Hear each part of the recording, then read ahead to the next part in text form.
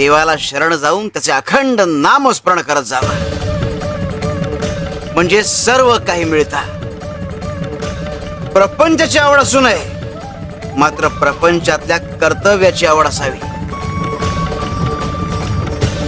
प्रपंचातली कर्तव्य करणे पवित्र आहे, हे खरं आहे, पण त्यात गुंतून राहू नये. आणि म्हणून आपण मनाने भगवंताचे होऊन राहावं, देवाला मानावं आणि जे त्याला आवडेल तेच करावं.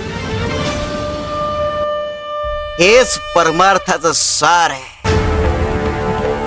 खरं देह केव्हा जाईलचा काही नेम नाही, पण भगवंताचा विसर हेच मोठं पाप आहे.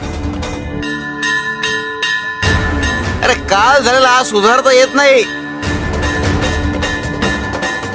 पण चालू क्षण मात्र दौडू नका,